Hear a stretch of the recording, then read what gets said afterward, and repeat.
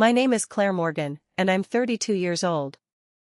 I work at a legal aid center in Ohio, helping people who are struggling with housing and family problems.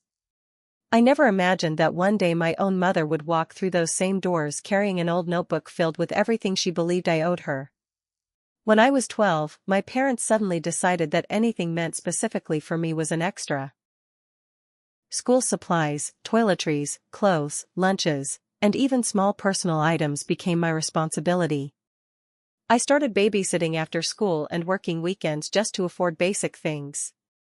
At 14, my mother gave me a handwritten list of expenses and told me that if I wanted something, I had to earn it. By 15, she had gone even further. One evening, I found an envelope taped to my bedroom door. Inside was a note saying I needed to pay monthly rent or find somewhere else to live. I was still a teenager. My father rarely argued with her. Sometimes he quietly slipped me a little money, but he always told me not to mention it. I became independent because I had no other choice. I worked every legal hour I could, kept my grades high, and spent countless afternoons studying at the public library because it was warm, quiet, and free. Everyone thought I was simply a hardworking, responsible girl.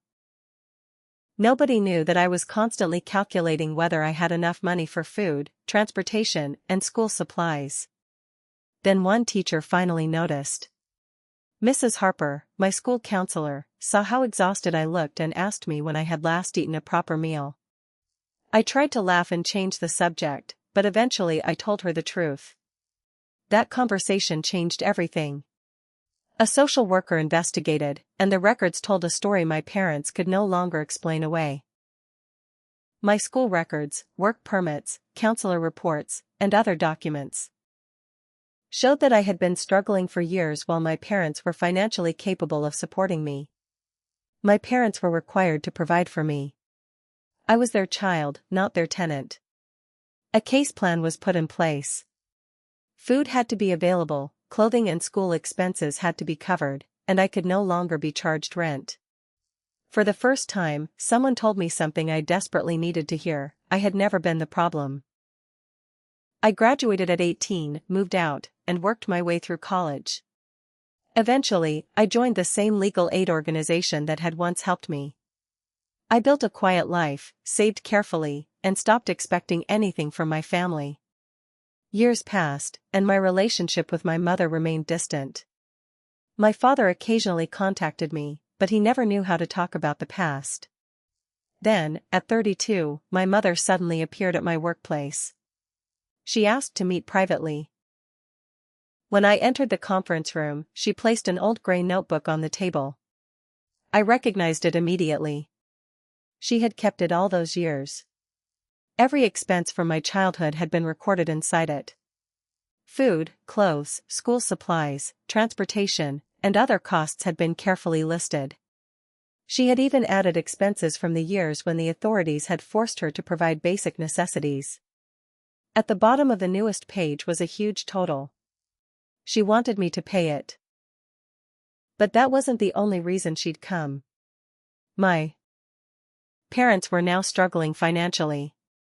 My father had health problems, their income had decreased, and they were behind on their rent. My brother had already called me and told me that because I had savings and worked in legal aid, I should help them. My mother looked directly at me and said, "If you pay what you owe, we can forget everything and become a family again." For a few seconds, I couldn't breathe. A part of me wanted to believe her. I wanted the mother I had needed as a child. I wanted the family dinners, the birthday celebrations, and the feeling of belonging that other people seemed to have naturally. But then I looked at that notebook. It represented everything I had spent years trying to escape. I opened my own folder and placed it on the table. Inside were applications for emergency rental assistance, medical financial aid, utility support, and other programs that could help my parents without destroying my future. I had already completed most of the paperwork. "I'm willing to help you find real assistance," I said calmly.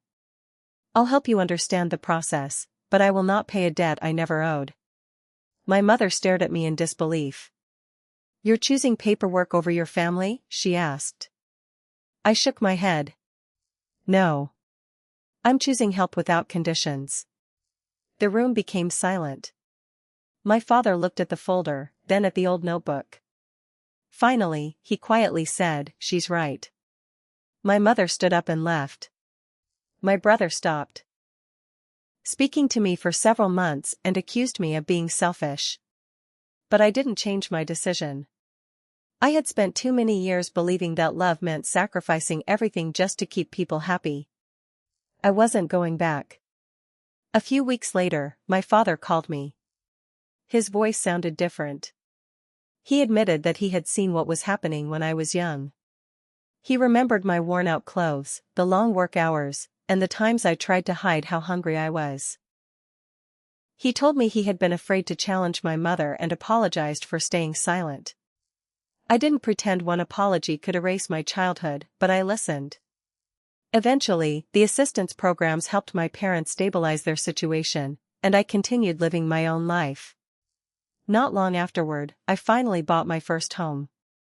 On the first night, I stood alone in my kitchen and opened the pantry. Every shelf was filled with groceries. There were no labels, no prices, no lists, and no names. Just food. I stood there for a long time because something so ordinary felt extraordinary to me. I realized that I had finally created the kind of home I had always wanted. A home where nobody had to earn the right to eat. Years later, a teenage girl came into my office.